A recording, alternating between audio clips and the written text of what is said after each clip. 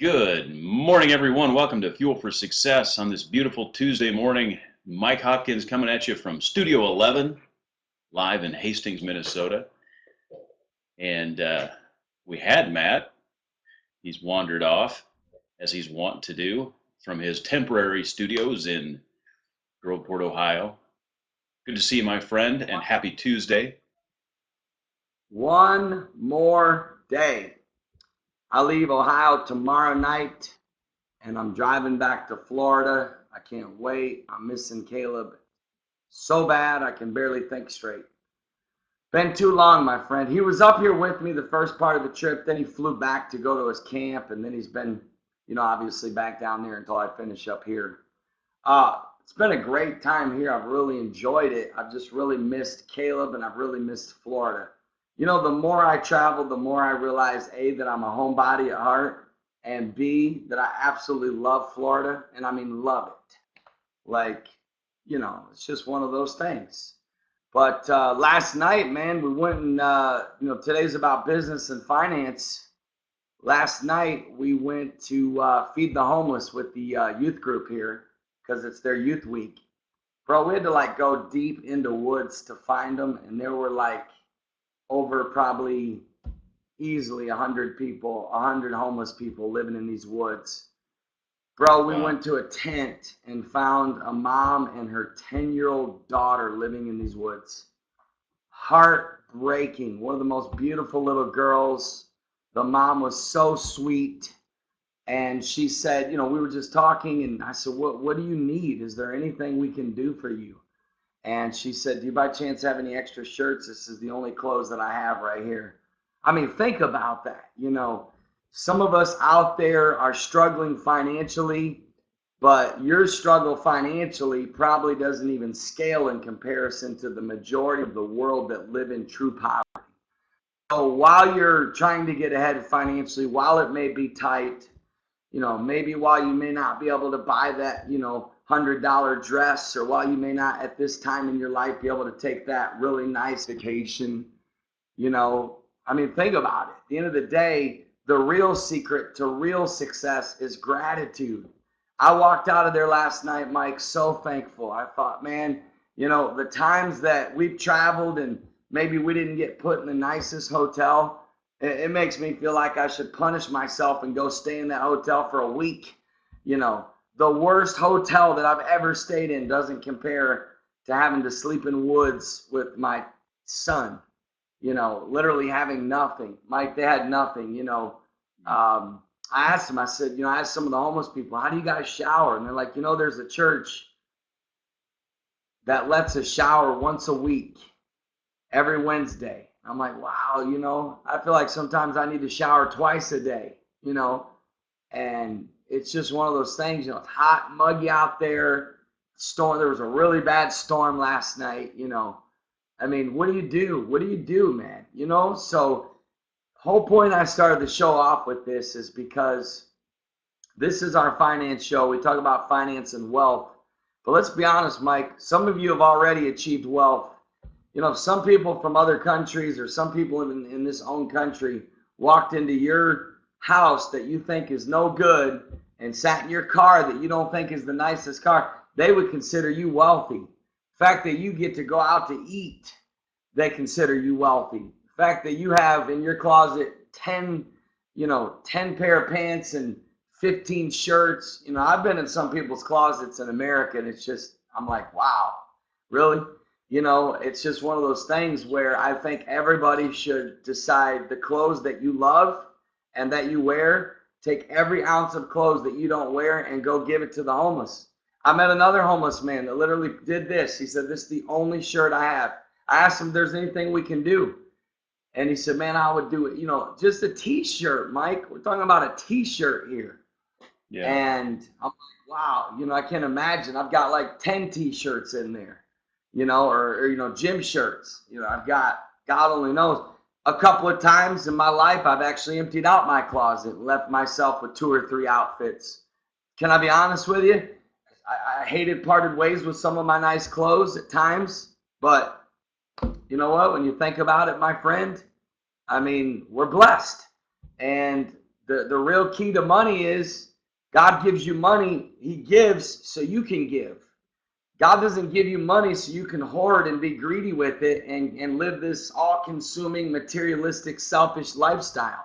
God gives you money so you can help the poor and help others.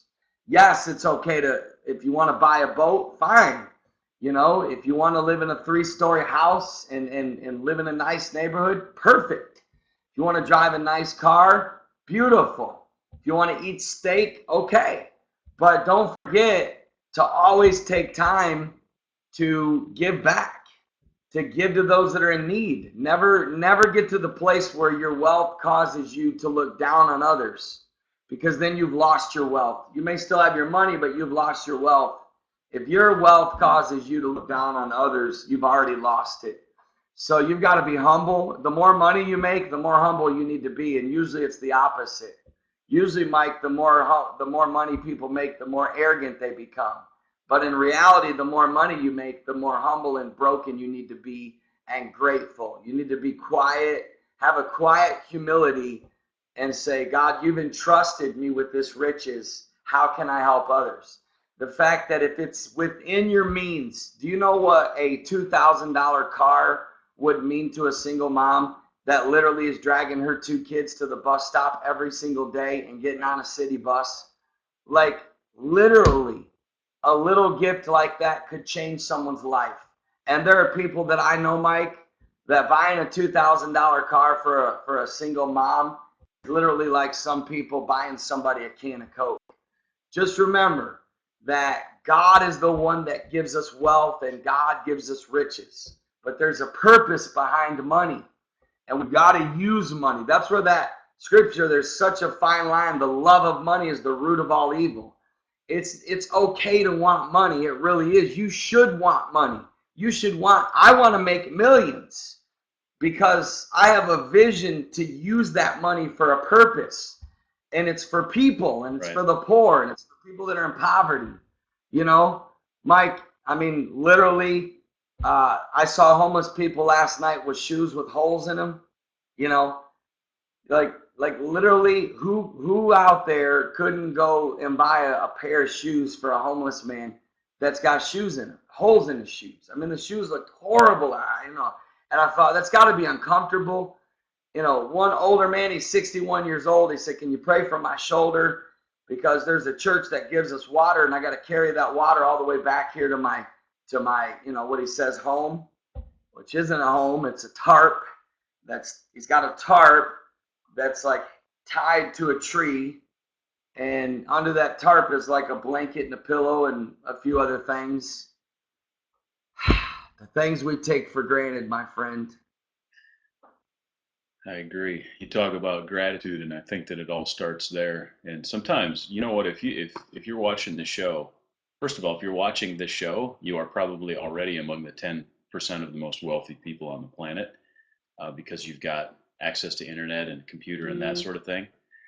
But I read a statistic that said that if you own a refrigerator, if you have a refrigerator, like in your house or apartment or wherever you live, if you have a refrigerator, you're wealthier than 75% of all the people on the planet.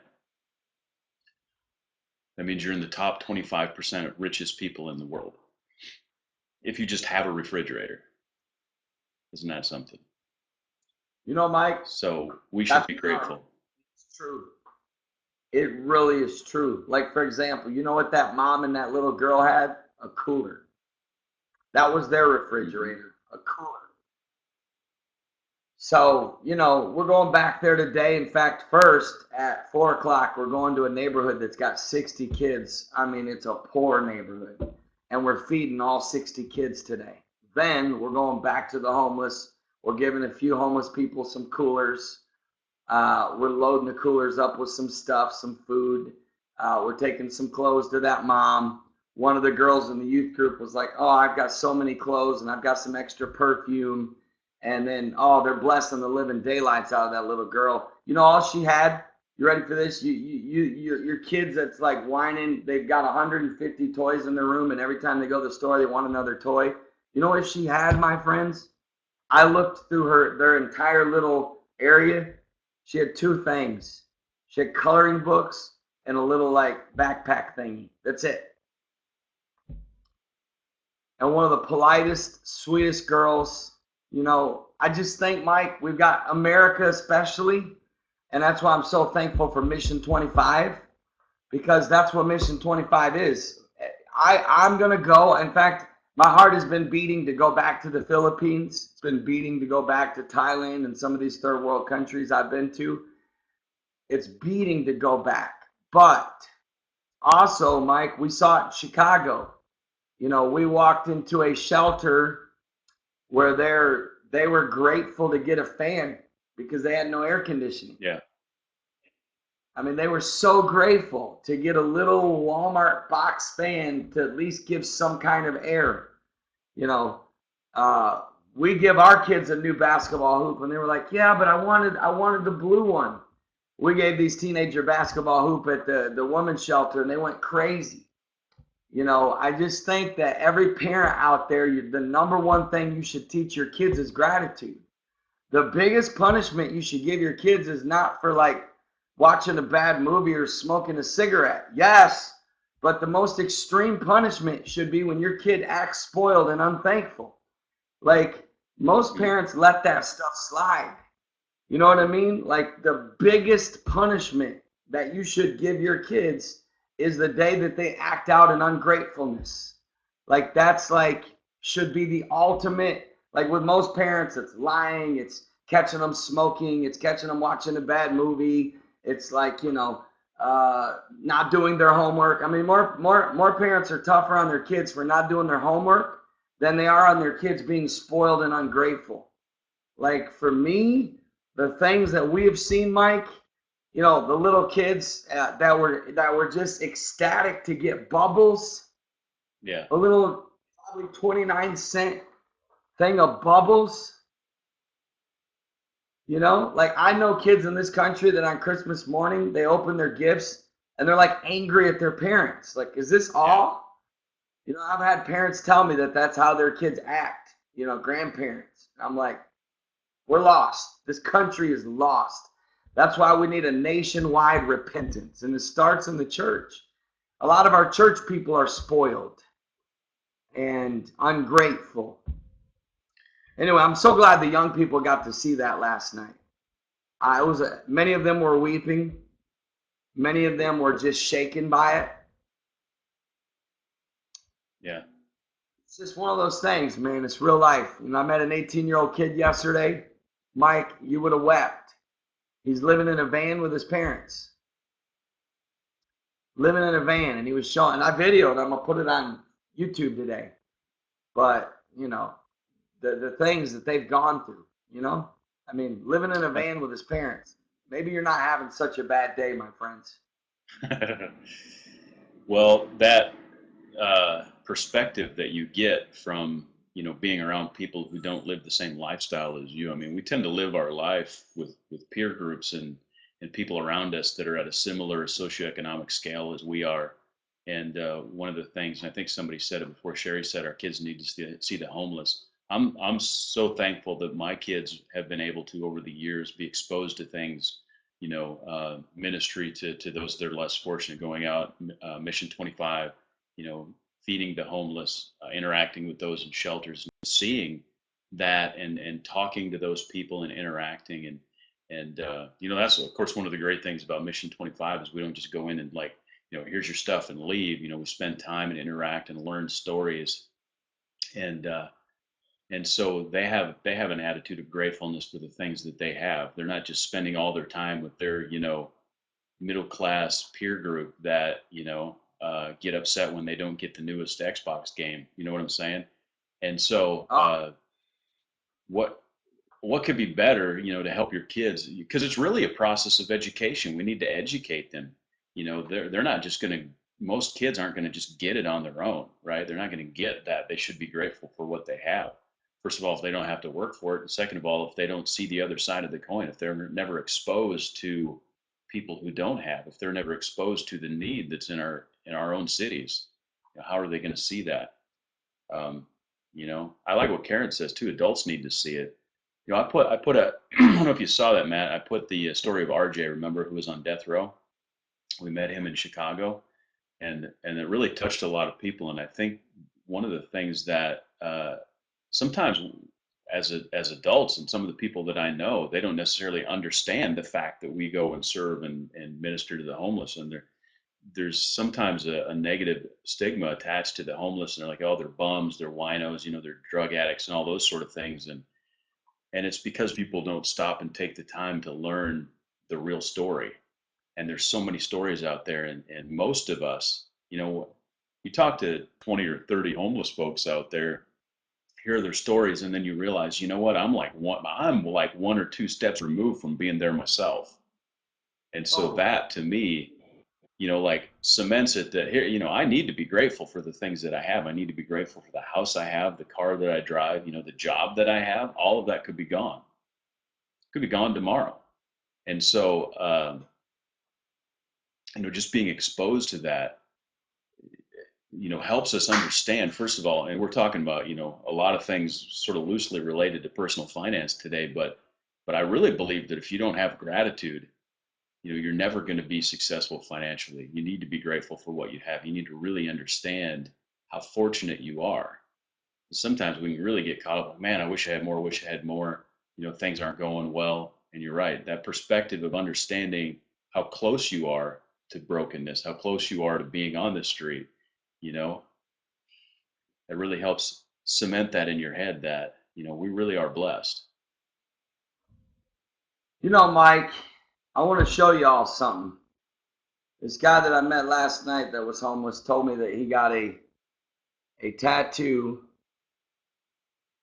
of Satan. You see it? Mm. Yeah, Yep. you can. He said, but when he went to prison, Yeah, there you go. he said he found God, and he said he couldn't get the tattoo of Satan removed. So on the other side, he got a tattoo of Jesus.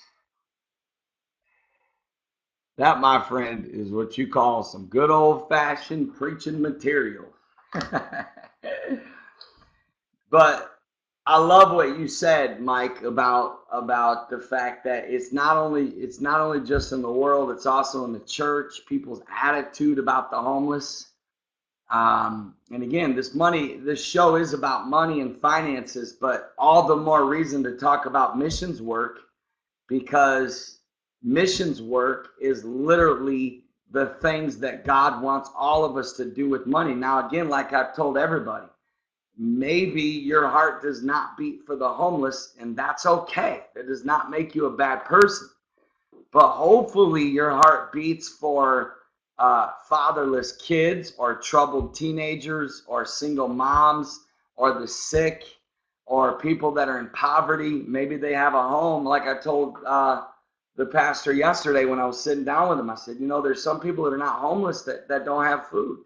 Like they took their last dollar to barely pay the lights, to keep the lights on. So it's not just people that are homeless that are in need. There's people that live in some of these Section 8 housing or in some of these projects or low income areas that you'd be surprised what somebody bringing food to their house would mean to them. And you know something, Mike? I mean, think about it. Like those ladies and those kids in that shelter in Chicago, they weren't homeless, but all the needs in their life, Right. the needs that, so let's say that you just, for some reason, you're, and I can't inflict my passion on you. I can try to show you why I believe we should all be aware of the homeless, because like what Mike said, the number one thing Mike said is, except thereby, if it hadn't been for the grace of God, there go I. Like, Right. do unto others as you. Thank God you're not homeless. Thank God that maybe you had a strong dad, or you had somebody you had a church.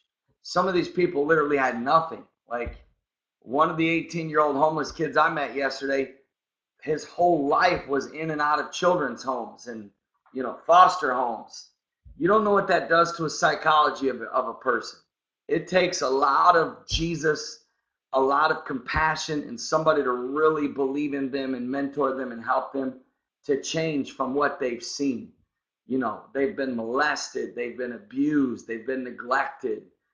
They've gone from one home. They go from one home that's loving to another home that's cold. You know, from a home that's cold to a home that's abusive. You know, from a home that's abusive to a home that's loving, and then they got to leave again. You know, you just can't even imagine what some of these kids are going through. Mike, I'm astounded that more people are not reaching out to children. You know, I'm astounded with it. I'm astounded, especially the fatherless, knowing what God said, that pure religion is to visit the fatherless. I'm astounded that we don't do more of this, that we don't do more for the fatherless, that we don't do more for those that are in need. And friends, you know, Mike, tell them about that 21-year-old kid that we met, or that 20-year-old kid that we met in Chicago that was homeless, that we Yeah. took out to breakfast.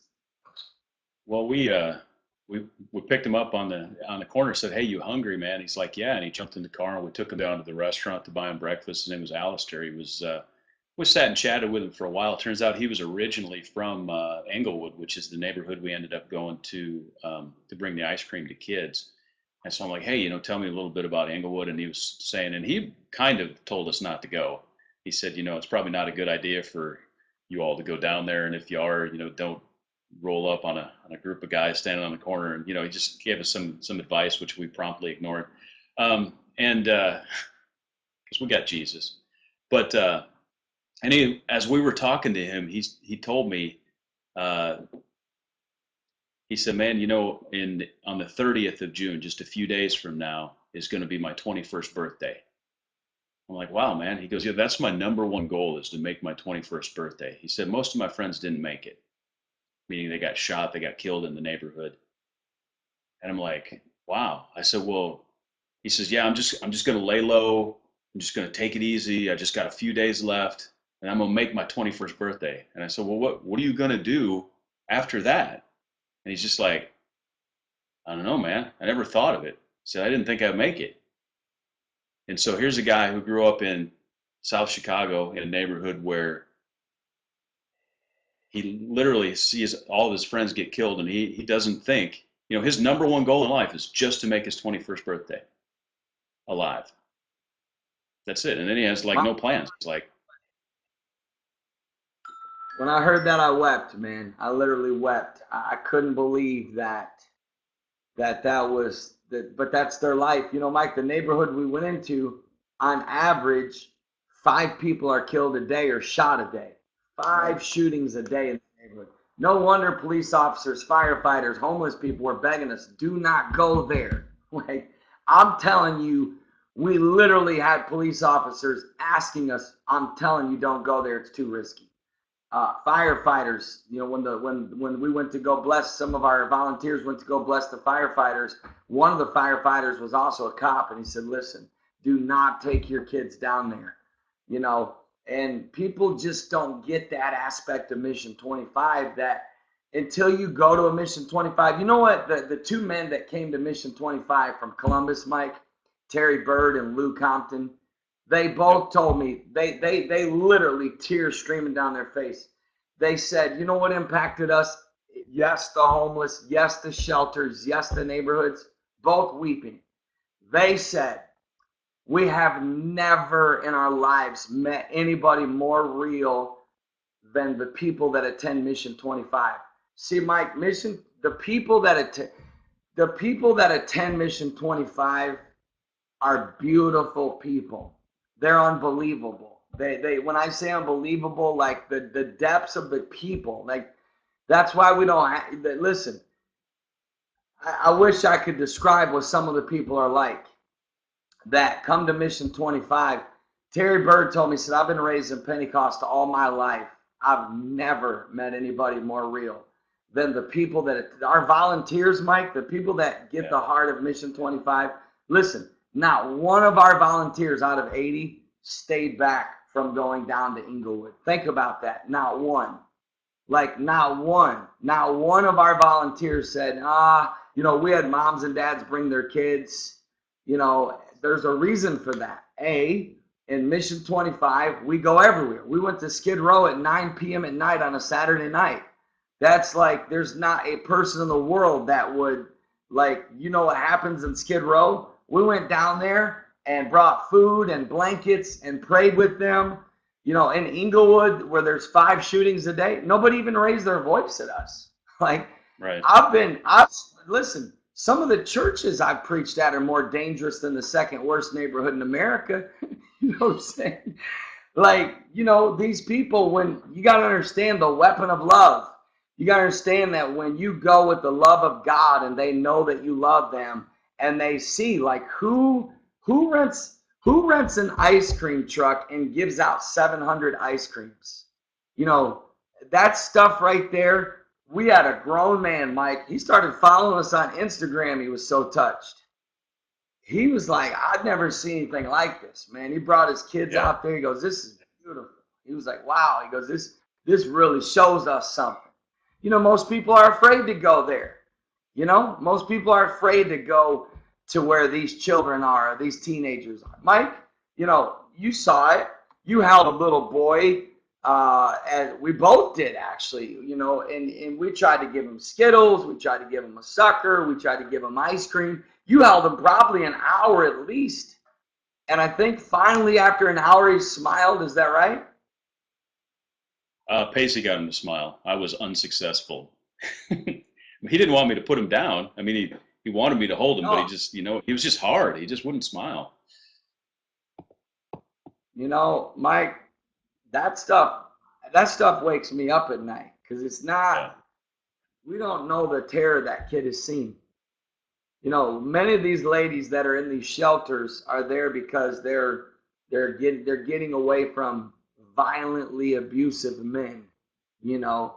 And, you know, listen, man, even though today, you know, I guess it's kind of becoming tradition that the Monday after every Mission 25, we kind of share the stories, which is fine because it's our show. But we didn't get to do our show yesterday because I don't think either one of us could move a muscle. But, you know, I love what Julie said right there. She said when she was on Skid Row, she looked down at a homeless man sitting on the ground. It was 9 o'clock at night, and God spoke to me right then and said, that's my child. That's powerful. And it's true. Mike, you know, people don't get it because the pictures on Instagram don't do justice. But the beauty of us sitting in a restaurant with 30 plus homeless people, and they're all at different tables, and we're all laughing, and like, tell them what the teenager told Amber. Like, I got goosebumps thinking about it. There was some homeless teenagers there. At least 6 times I've about lost it on this show, Mike. I'm a wreck, my friend. It's just so unbelievable. Tell them what this teenager told Amber. Man, I'm trying to remember. There were so many things that happened. So he was, the one that he was just like in awe. He was shocked. He just kept shaking his head. And he's like, I didn't know that people could do this. I have never seen anyone, you know, be so nice. He was blown away by the love, and he didn't even know how to express it. I don't remember the exact words he said. Unfortunately, it's not coming to me right now, but he was literally in shock that we would just, he goes, you guys come down and you like, just, you know, hand out all the free coffee and the free juice. And then you just like, hey, let's all go to breakfast. He's like, what, who does that?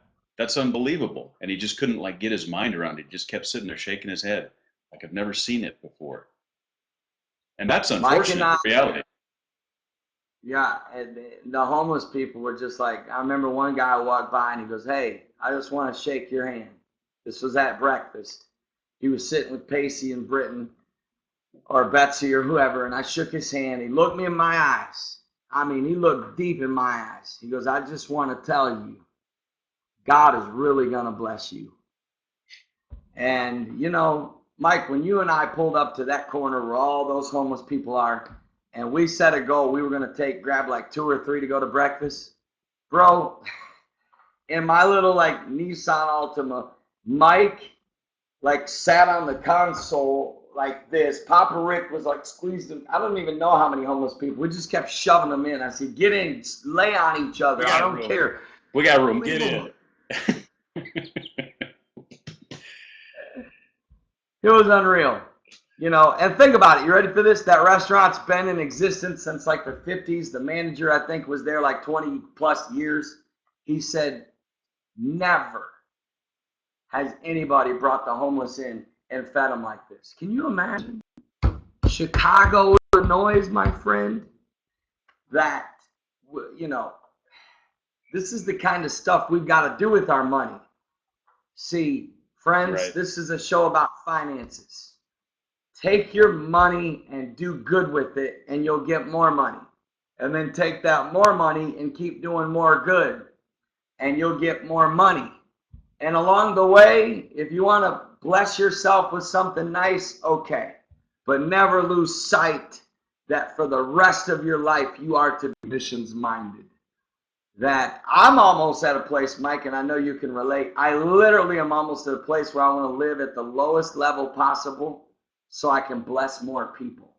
When I think about a mom that has no clothes except a shirt on her back and a little girl that only has coloring books and they live in a tent, I just don't know how with a clean conscience I can become this selfish, materialistic, arrogant person. You know, and again, please don't misunderstand. It's not wrong to be blessed. It's not wrong to have things. Just don't lose sight. Just don't be too good. Hey, get a nice car, hear me? But the day that car is too nice to put a homeless person in it, Come on. it's probably time to go get a different car. That's right. Hey, speaking of gratefulness, real quick, I have to point out that I do have new whiteboard markers, and I'm very grateful for it. Thank you, Pacey. New whiteboard markers. Pacey's a gift. Yes. What? For all those that watch Fuel for Success, everybody knows Pacey. She's a daily Fuel for Successor. She came to her first Mission 25, and she was blown away, literally blown away.